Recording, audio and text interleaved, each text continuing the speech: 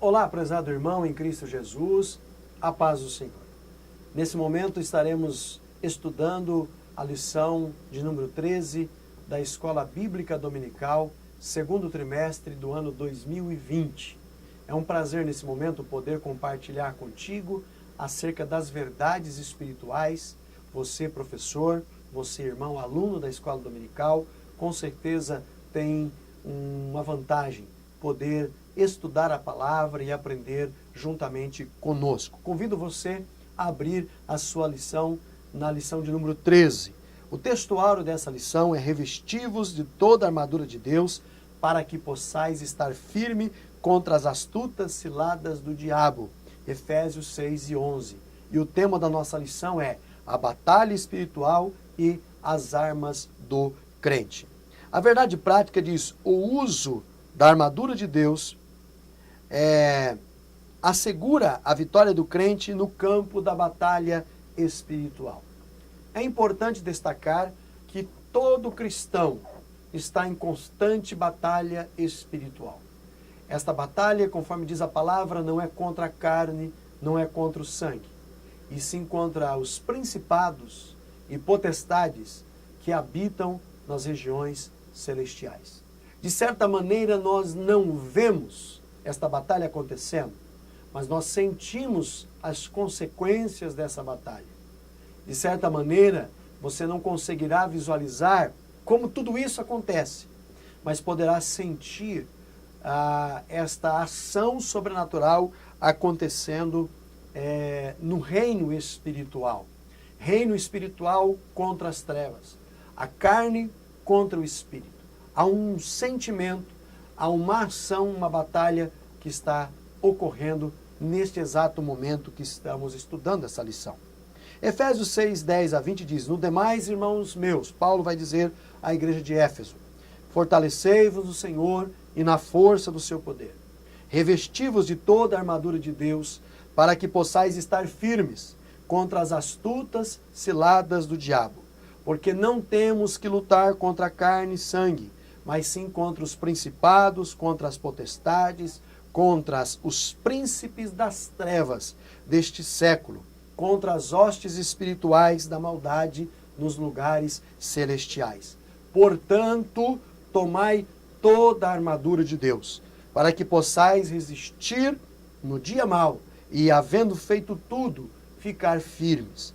Estais, pois, firmes, cingindo os vossos lombos com a verdade, e vestido a couraça da justiça, e calçado os pés na preparação do evangelho da paz, tomando sobretudo o escudo da fé, com o qual podereis apagar todos os dardos inflamados do maligno. Tomai também o capacete da salvação e a espada do Espírito, que é a palavra de Deus, orando em todo o tempo, com toda oração e súplica, no Espírito, e vigiando nisso, com toda perseverança e súplica, por todos os santos, e por mim, para que me seja dada no abrir da minha boca a palavra com confiança, para fazer notório o mistério do Evangelho, pelo qual sou embaixador em cadeias, para que possa falar dele livremente, como me convém falar.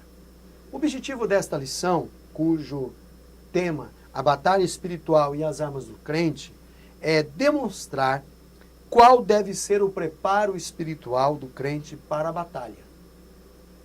Como nós já dissemos, e Paulo vai dizer aqui, que não temos que lutar contra a carne, contra o nosso irmão, contra o nosso vizinho, contra aquele que nos persegue, mas sim contra os principados, que são demônios, contra potestades, são demônios poderosos que habitam nas regiões celestiais, e contra o próprio príncipe das trevas, que é Satanás e os seus demônios.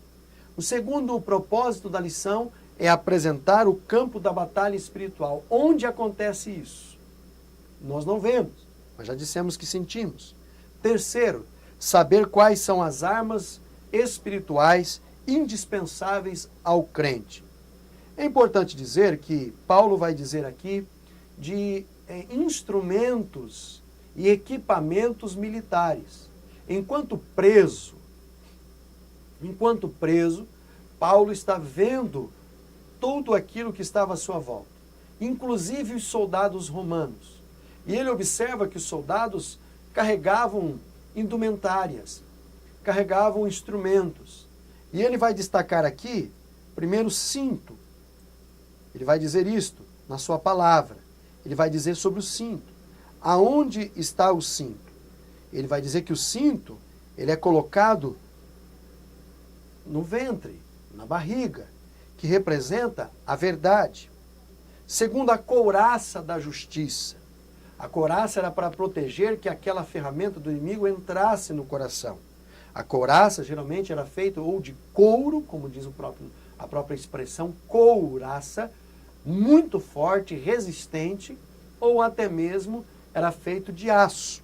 Então a couraça significa a retidão, aquilo que não nos faz sucumbir. Terceiro, os sapatos. Os sapatos significa a paz que vem das boas novas. Paz das boas novas. Escudo, a fé. O capacete, a salvação. A espada, a palavra de Deus. Então, de uma certa forma, ele vai destacar para nós qual é a utilidade no reino espiritual de cada elemento desse. Tá? Sobre o cinto, a couraça, o sapato, o escudo, o capacete e a espada. Amém? Então vamos lá. Ao finalizar a epístola aos Efésios, o apóstolo convoca a igreja para lutar, porque os dias eram maus. Havia muita perseguição contra a igreja da época e resistir aos inevitáveis conflitos contra as forças espirituais da maldade. Nesta batalha, a fim de suportar os ataques e se manter firme na marcha contra o mal, os soldados de Cristo precisavam revestir-se de toda a armadura de Deus, e é o que nós veremos nessa lição. O preparo espiritual do crente para a batalha. Como dissemos, há uma batalha sendo travada. E essa batalha é espiritual. Porém, os sentimentos vêm até nós através de desânimo espiritual, de fraqueza espiritual, de opressão maligna, de ataques dos nossos inimigos, de palavras ofensivas para nos desestimular, de sentimentos carnais, de fraquezas espirituais. Ele vem recheado de todo um sentimento, de toda uma ação. Porém, existe uma forma de vencer isso. Primeiro, fortalecidos no poder do Senhor. A expressão na forma passiva, fortalecei-vos no Senhor. Paulo está dizendo aqui na sua palavra, indica que não temos poder em nós mesmos. Não temos de nós mesmos a força necessária para vencer as astutas ciladas do diabo, os sentimentos, os ataques. Indica que não temos poder. Esse excelso poder nos é conferido pela comunhão com Deus em Cristo, por meio do Espírito Santo. João 15:7 vai dizer assim, se vós estiverdes em mim, e as minhas palavras estiverem em vós, pedireis tudo o que quiseres, e vos será feito. 1 João 1:3 vai dizer, o que vimos e ouvimos, isto vos anunciamos, para que também tenhais comunhão conosco. E a nossa comunhão é com o Pai e com o seu Filho Jesus Cristo. O que isso significa? Significa que quando temos comunhão com Deus, com Jesus Cristo, com o Pai, com o Filho, há uma possibilidade de 100% de vencermos toda e qualquer ferramenta do diabo contra nós. Por isso precisamos estar fortalecidos por meio da renovação da nossa mente, da vida em santidade e ser cheio do Espírito Santo. Diz assim, Efésios 4:23, e vos renoveis no espírito do vosso sentido. Ou seja, todos os dias a nossa mente deve ser renovada. A Bíblia vai dizer, irmãos, finalmente, no que penseis? Tudo que é bom, tudo que é verdadeiro, tudo que é de boa fama, se alguma virtude há, se algum louvor existe, seja isto que ocupe o vosso pensamento, e o Deus da paz será convosco. Ou seja, se a nossa mente estiver voltada para a palavra, para a oração, para a meditação da palavra, nada poderá vir contra nós. Ser cheio do Espírito Santo, Efésios 5:18 vai dizer, e não vos embriagueis com vinho em que há contenda, mas enchei-vos do Espírito Espírito Santo de Deus. Cada crente precisa dobrar o seu joelho e buscar o Espírito Santo de Deus. É Ele que dá a nós o direcionamento. Uma outra coisa, viver a vida em santidade. Efésios 4:24 diz que vos revistais do novo homem, que segundo Deus é criado em verdadeira justiça e santidade. Se nós que somos crentes não nos desvencilharmos do antigo homem, da velha criatura, e não aceitarmos a nova criatura, nós não poderemos vencer os obstáculos da vida. Por isso, as Escrituras vai dizer que sem a obediência, sem frequentar os cultos, sem ter uma genuína conversão, não é possível alcançar uma vida com retidão ao Senhor. Não obstante, o poder de Deus está disponível aos fiéis para pisar serpentes e escorpiões e toda a força do inimigo. Lucas escreveu as palavras de Jesus, Lucas 10:19. Eis que vos dou poder para pisar serpentes e escorpiões e toda a força do inimigo, e nada vos fará dano algum. Glória a Deus. Quando você busca a palavra, não existe força do inimigo contra você. Segundo ponto, vigilantes em toda oração e súplica. Paulo enfatiza a necessidade de uma vida cristã permeada pela prática da oração.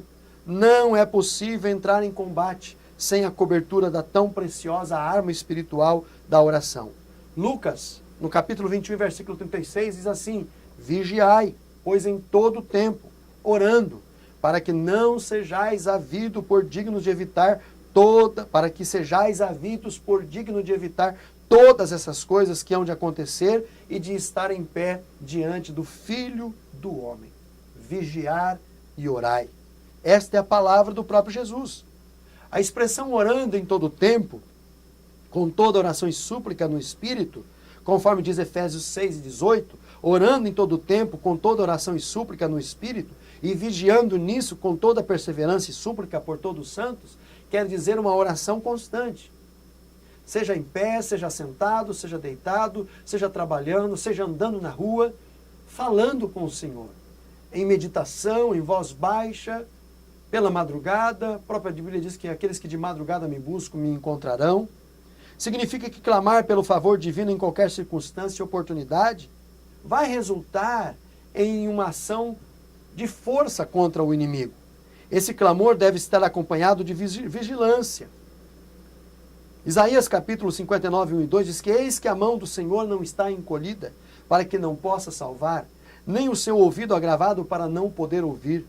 Mas as vossas iniquidades fazem divisão entre vós e o vosso Deus, e os vossos pecados encobrem o seu rosto, para que a vossa oração não seja ouvida. Muitas pessoas reclamam por que minha oração não é ouvida. Não estou julgando e nem quero julgar, nem tenho poder para isso. Mas é preciso fazer uma autorreflexão. Se nós não estamos vivendo uma vida dissoluta e não estamos recebendo o que precisamos para vencer as astutas ciladas do diabo. Por isso, pois esta vigilância preserva o crente nas astutas ciladas do inimigo. O Salmo 124:7 vai dizer assim, que a nossa alma escapou como um pássaro do laço dos passarinheiros. O laço quebrou-se e nós escapamos. Todos os dias Satanás está buscando uma forma de nos atacar e tirar a nossa fé. Portanto, vigiemos e oremos em oração e súplica. Segundo tópico, conhecendo o campo da batalha espiritual. Onde ocorre isso?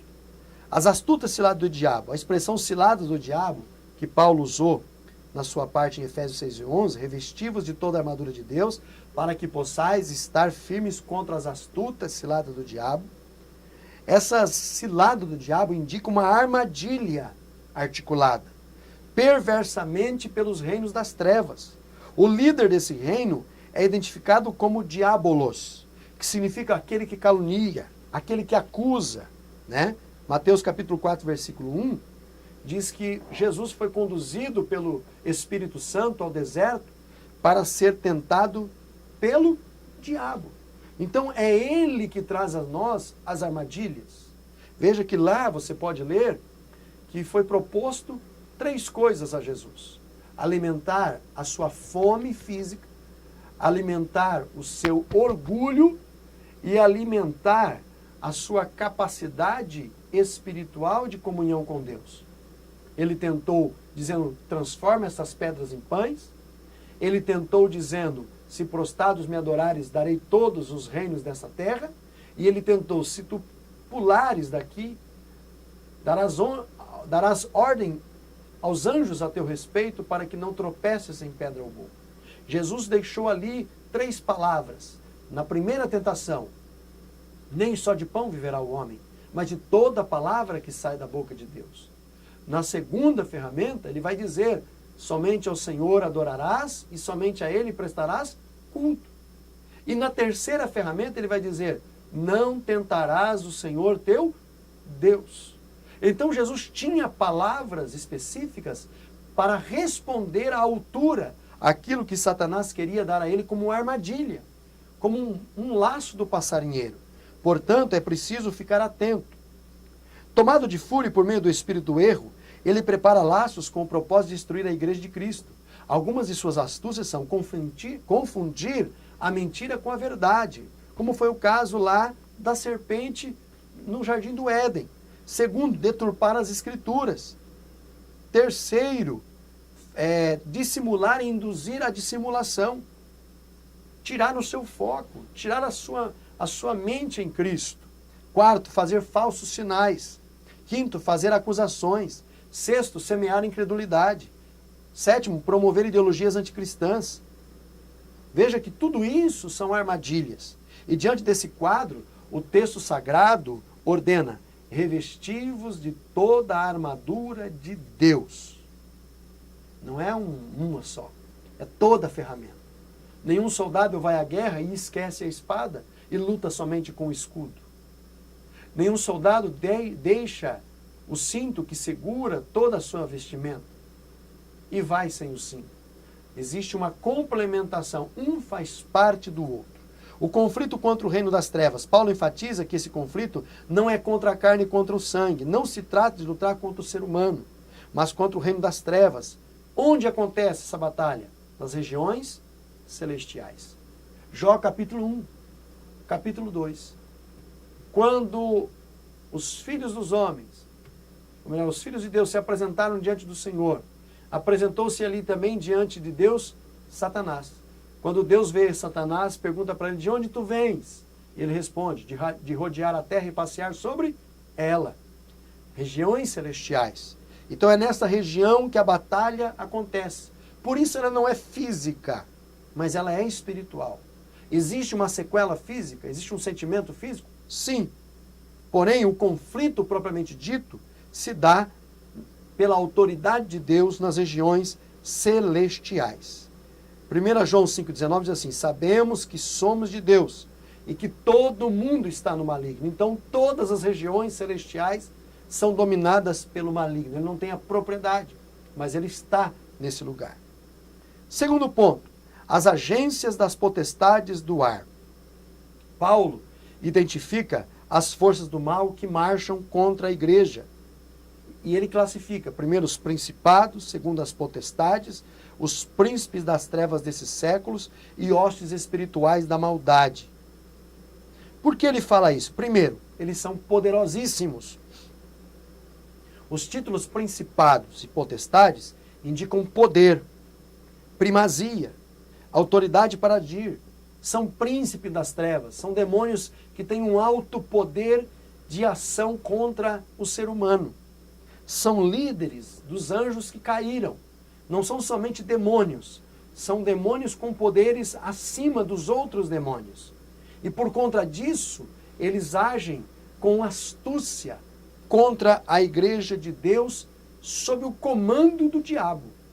A sua missão é destruir a igreja, destruir pastores, destruir obreiros, destruir a comunhão entre os irmãos, destruir a unidade da fé, colocar e disseminar contenda entre os irmãos, invejas, está lá em Gálatas capítulo 5, versículo 19 e 20, sobre as obras das trevas, da carne, que vem para impactar igrejas e destruir as igrejas. Mas o sangue de Jesus protege a sua igreja.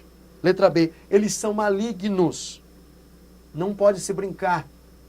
Nada de ficar entrevistando demônios. São malignos. Esses agentes formam as hostes espirituais da maldade. Refere-se a demônios que empregam seu poder destrutivo para o mal. Em que pese ainda serem maus, lembra-se de Judas, que o Senhor tem guardado em prisões eternas, em algemas nas trevas, anjos que não guardaram o seu estado natural, mas se rebelaram. Esses que estão soltos são ruins, são terríveis, mas esses outros que estão presos, que irão ser soltos na grande tribulação, esses vão vir com maior impacto.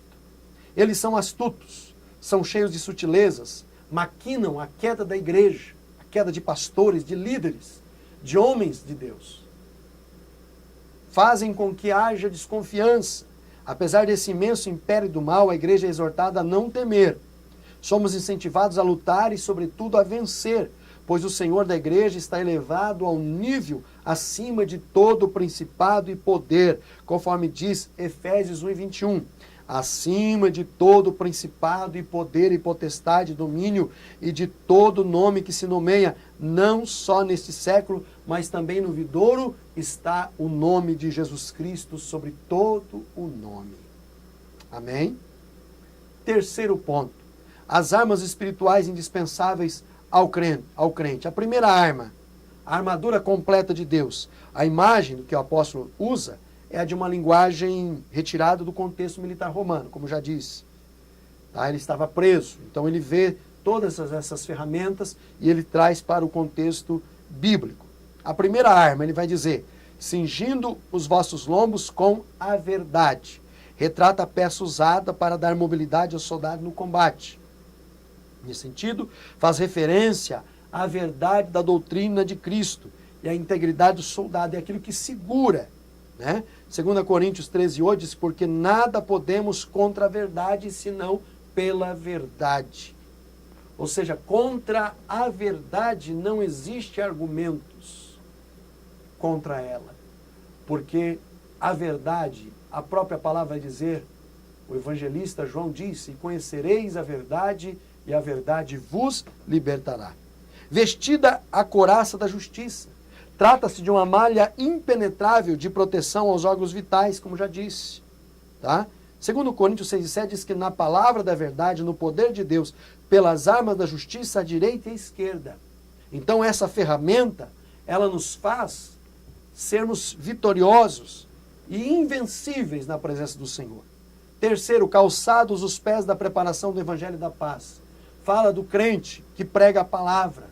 Confeccionado em couro, a meia bota tinha solas cravejadas para dar estabilidade, refere-se à firmeza que o Evangelho proporciona à prontidão do soldado em testemunhar as coisas de Cristo. E ele vai dizer também, tomando sobretudo o escudo da fé, que fala de proteção, longo, retangular, feito de madeira e couro. O escudo protege o corpo inteiro dos dardos incendiários, armas inflamadas, quando existiam ali as setas, as flechas que vinham com fogo na ponta para destruir, batiam no escudo e caíam no chão. Você vê isso muito em filmes épicos, né? Vê muito isso. Provérbios capítulo 30, versículo 5, toda palavra de Deus é pura, escudo para os que nele confiam, né? Para os que nela confiam, ok? É a palavra de Deus na nossa vida. O capacete da salvação, ele é pesado, mas é resistente, fabricado com bronze ou ferro na época. O capacete serve de proteção para a cabeça. Refere-se à certeza da salvação que já recebemos em Cristo, a convicção plena da salvação do último dia. 1 Tessalonicenses 5, 8 e 9 diz, mas nós que somos do dia, sejamos sóbrios, vestindo-nos da couraça da fé e da caridade, e tendo por capacete a esperança da salvação, porque Deus não nos destinou para a ira, mas para a aquisição da salvação por nosso Senhor Jesus Cristo. E por último, a imprescindível arma ofensiva. Finalmente, a espada do Espírito, a única arma disponível tanto para a defesa quanto para o ataque. Esse termo espada vem do original grego, que significa macaira. O que significa isso? É uma espada curta. Isso significa que o combate é pessoal. O enfrentamento é diário e acontece corpo a corpo. A espada do Espírito é identificada como sendo a palavra de Deus.